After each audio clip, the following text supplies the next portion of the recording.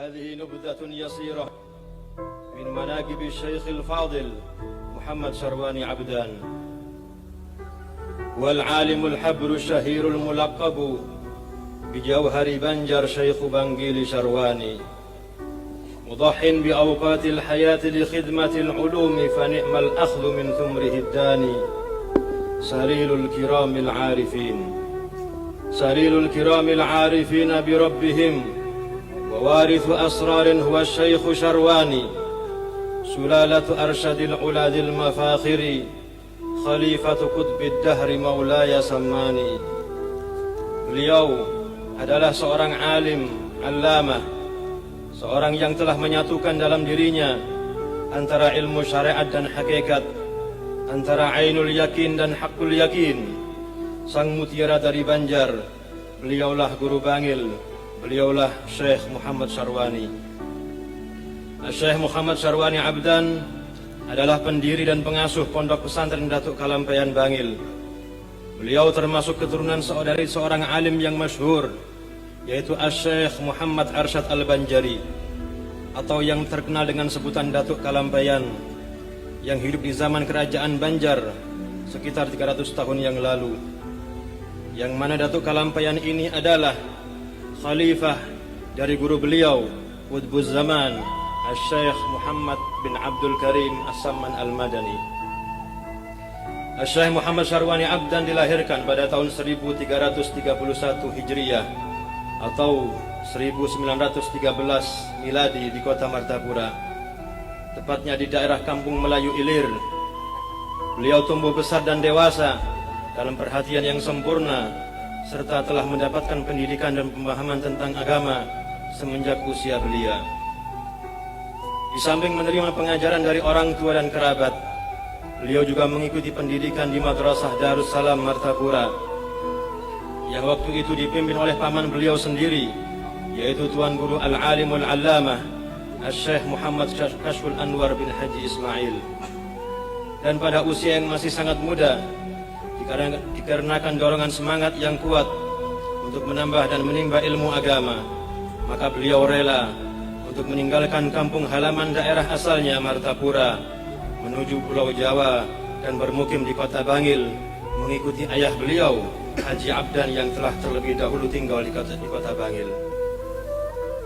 Kota Bangil yang saat itu masih terkenal dengan sebutan kota santri, sudah banyak berdiri pondok-pondok pesantren dan majelis-majelis taklim rumahan atau musola, serta banyak memiliki tokoh-tokoh ulama yang terkenal akan keilmuan dan keberkahan mereka. Maka beliau, Syekh Muhammad Syarwani Abdan, tidak menyia-nyiakan kesempatan ini untuk ikut belajar dan mengaji kepada mereka. Selama beberapa tahun di kota Bangil, beliau sempat belajar dan berguru pada beberapa ulama di kota Bangil dan Pasuruan, antara lain Kiai Haji Mohdor Gondang Bangil, Kiai Haji Abu Hasan Wetan Alun Bangil, Kiai Haji Bajuri Bangil, dan Kiai Haji Ahmad Jufri Pasuruan. Rupanya keinginan kuat dan semangat belajar beliau yang tinggi ini diketahui oleh paman beliau, sehingga pada usia kurang lebih 16 tahun, beliau Muhammad Syarwani Abdan dibawa oleh pamannya, Tuan Guru Syekh Muhammad Kashful Anwar, berangkat ke Tanah Suci Makkatul Mukarramah. Bersama beliau waktu itu ikut pula saudara sepupu beliau, yakni Muhammad Sya'rani Arif. Muhammad Syarwani Abdan dan Muhammad Sya'rani Arif selama di Mekah dididik dan diawasi serta dibimbing langsung oleh Tuan Guru Muhammad Kashful Anwar. Di samping itu, selama di Mekah, beliau berdua juga sempat belajar dan berguru kepada beberapa ulama di sana. Di antaranya adalah Syekh Muhammad Amin Qutbi, Syekh Sayyid Muhammad Ali bin Husain Al-Maliki, Syekh Sayyid Alwi bin Abbas Al-Maliki, Syekh Umar Hamdan, Syekh Muhammad Arabi, Syekh Hasan Mashad, Syekh Abdullah Al-Bukhari, Syekh Saifullah Ad-Daghistani, Syekh Syafi'i Kedah, Syekh Sulaiman Ambon, Syekh Ahyat Al-Bukhari, dan lain-lain yang tidak bisa kami sebutkan satu persatu. Beliau tidak hanya mendapatkan pendidikan secara teori, namun juga praktek secara langsung dalam bimbingan paman sekaligus guru beliau, Syekh Muhammad Kashful Anwar. Melihat kesungguhan, semangat dan kecerdasan kedua keponakan Tuan Guru Syekh Muhammad Kashful Anwar ini, maka banyak guru-guru dan alim ulama di sana memberikan kasih sayang dan perhatian yang besar kepada mereka berdua. Sehingga dalam waktu yang singkat, pendidikan yang diberikan telah tampak hasilnya, dan mereka berdua mulai dikenal di kota Mekah dengan julukan dua mutiara dari Banjar. Beliau bahkan telah mendapat kepercayaan untuk mengajar selama beberapa tahun di Masjidil Haram atas bimbingan Syekh Sayyid Muhammad Amin Qutbi. Kemudian setelah kurang lebih 10 tahun, Syekh Muhammad Syarwani Abdan dan Syekh Muhammad Sya'rani Arif pulang kembali ke Indonesia sekitar tahun 1941 miladi. Sekembali di tanah air, beliau Syekh Muhammad Syarwani Abdan memulai kegiatan mengajar dan berdakwah dengan melakukan beberapa aktivitas pengajaran, antara lain ikut membantu mengajar di Madrasah Darussalam Martapura serta mengadakan majelis taklim di rumah. Setelah beberapa tahun tinggal di Martapura, beliau kemudian pindah ke kota Bangil ini, menyusul keluarga beliau yang telah terlebih dahulu berdiam di sini. Beliau merupakan sosok yang pandai menyembunyikan diri, tidak suka ketenaran dan sangat menjauh dari kemasyhuran. Sehingga di awal-awal beliau bermukim di kota Bangil, banyak orang yang tidak mengetahui siapa beliau sebenarnya, kecuali kerabat beliau sendiri dan beberapa ulama tertentu di kota Bangil.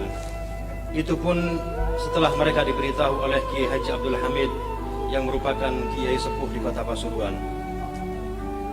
Seiring dengan berjalannya waktu, mulailah berdatangan satu persatu santri dari luar daerah yang ingin mengaji dan belajar kepada beliau. Tahun 1970, beliau mendirikan sebuah pondok pesantren di kota Bangil ini dengan nama Pondok Pesantren Datuk Kalampayan.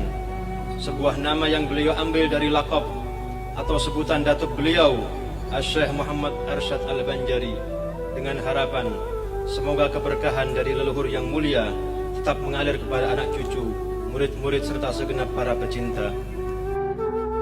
Beliau, Syekh Muhammad Syarwani Abdan, lebih banyak menghabiskan waktunya untuk mengajar dan mendidik santri di pondok. Beliau suka mengerjakan segala sesuatu dengan sempurna, walau dalam urusan apapun.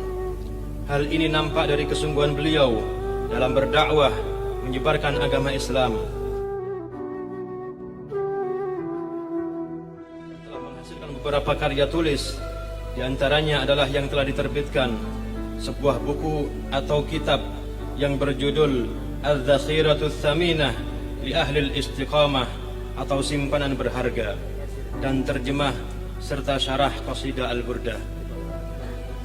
Dan banyak pula dari murid-murid beliau yang menyebar di berbagai daerah di tanah air, khususnya daerah Kalimantan, yang telah mampu untuk meneruskan perjuangan dalam berdakwah menyebarkan ilmu agama. Mudah-mudahan Allah Subhanahu wa Ta'ala membalas kebaikan bagi beliau atas segala yang telah dilakukan untuk memberi manfaat kepada umat ini.